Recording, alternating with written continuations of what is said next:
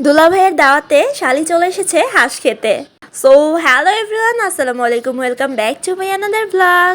আশা করছি তোমরা সবাই অনেক ভালো আছো। আলহামদুলিল্লাহ আমরা সবাইও ভালো আছি।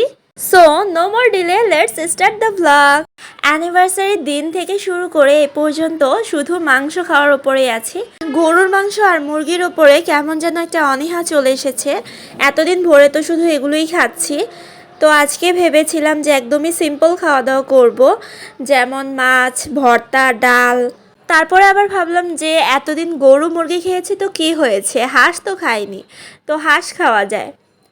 তাই যেই ভাবা সেই কাজ, আজকে 2টা হাঁস আমরা খাবো। হাঁসগুলো কিনে বাজার থেকে ড্রেসিং করেই নিয়ে আসা হয়েছিল, তবে তারপরেও ভালোভাবে পরিষ্কার হয়নি। তারপর ভালোভাবে পরিষ্কার করে নিয়ে একটু হলুদ লাগিয়ে, মানে হাঁসের গায়ে হলুদ দিয়ে তারপর হাঁসটাকে আগুনে একটু ছেঁকে নিতে হবে, আর তারপরে ভালোভাবে কেটে রান্না করে নিতে হবে। আজকে খুব ঝাল করে হাঁস খেতে ইচ্ছে করছে, তো সেইভাবেই রান্নাটা হচ্ছে। আর যেহেতু আজকে বাসায় গেস্ট আছে, তো একটু স্পেশালি রান্না হবে। ঝাল হাঁস ভুনার মধ্যে আবার আস্ত রসুন দেওয়া হয়েছে, যেগুলো খেতে অনেক মজা হয়। আমার কাছে তো এই আস্ত রসুনগুলো এত বেশি মজা লাগে যা বলারই বাহিরে, খুবই ভালো লাগে। তোমাদের কাছে কেমন লাগে অবশ্যই জানাবে। এই রসুনটা একদমই সফট হয়ে যায় সিদ্ধ হয়ে, আর এটার ভেতরে তরকারির মশলাগুলো ঢুকে অসম্ভব মজার একটা খাবার তৈরি হয়ে যায়। আমার কাছে এটা বেস্ট লাগে ভাত দিয়ে খেতে, মানে গরম ভাতের মধ্যে এই রসুনটা চিপে খেতে এত ভালো লাগে, কি আর বলবো। আর এই তো আমার হাজবেন্ডের একমাত্র ছোট শালি চলে এসেছে।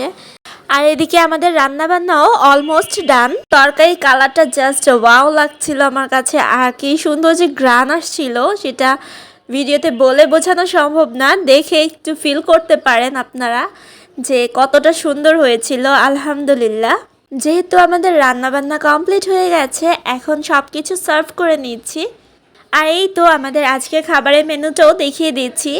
আর আজকের মেনুতে ছিল সাদা ভাতের সাথে ঝাল হাঁসের মাংসের ভুনা, লাউ শাক, আলুর ভর্তা, চিংড়ি মাছের ভর্তা, লাউ পাতা ভর্তা, আর স্পেশালি একটা আইটেম ছিল, আর সেটা হচ্ছে বোম্বাই মরিচের আচার। এই বোম্বাই মরিচের আচারটা কি যে মারাত্মক লেভেলের মজা, সেটা বলে বোঝানো যাবে না, এটা খেয়ে বুঝতে হবে।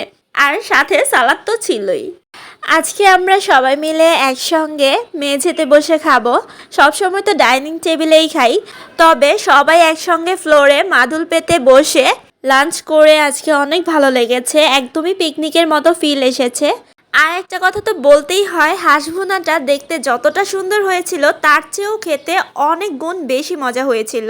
সবকিছুর জন্য আলহামদুলিল্লাহ।